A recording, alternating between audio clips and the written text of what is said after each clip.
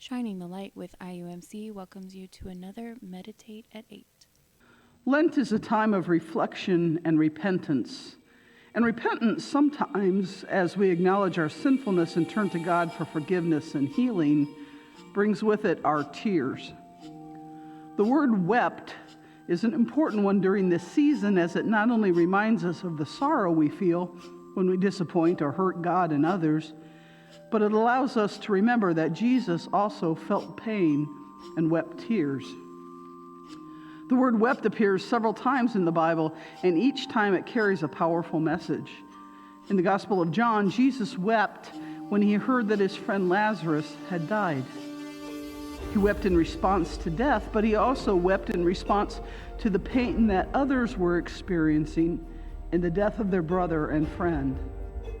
This was not a simple shedding of a few tears, but a deep and emotional response to the pain and suffering he saw around him. Jesus wept because he understood the reality of death and the separation it brings. However, at the same time, he knew that his love and power could overcome even the tragedy of death, if only people would see him for who he really was. The image of Jesus weeping is a powerful one for us as we reflect on our own lives. We too face pain in our lives and in the lives of those we love. We weep for the brokenness we see in ourselves and in others. We weep for those who are suffering from poverty, injustice, and violence. We weep for those who are sick and dying and for those who have lost loved ones. But we know that God hears our prayers and responds to our tears, and we know that there is hope in a Christ who cried as we cry, and so understands the pain we feel. Christ who understands is the one who can bring us healing and wholeness. The book of Psalms says in Psalm 126:5 that those who sow in tears shall reap with shouts of joy.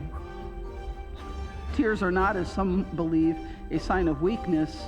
Tears are a gift from God to remind us that God is at work in our lives and in our world, and that we have the promise of new life and new possibilities. Lent calls us to repentance. Repentance is not just feeling sorry for what we have done or failed to do. It includes making a commitment to turn away from sin and turn towards God.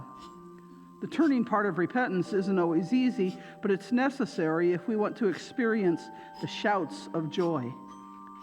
Lent reminds us of the weeping that took place around the pain of the cross, but ends with the shout of the resurrection. If you find yourself weeping today, remember this promise: joy comes in the morning. Thanks be to God.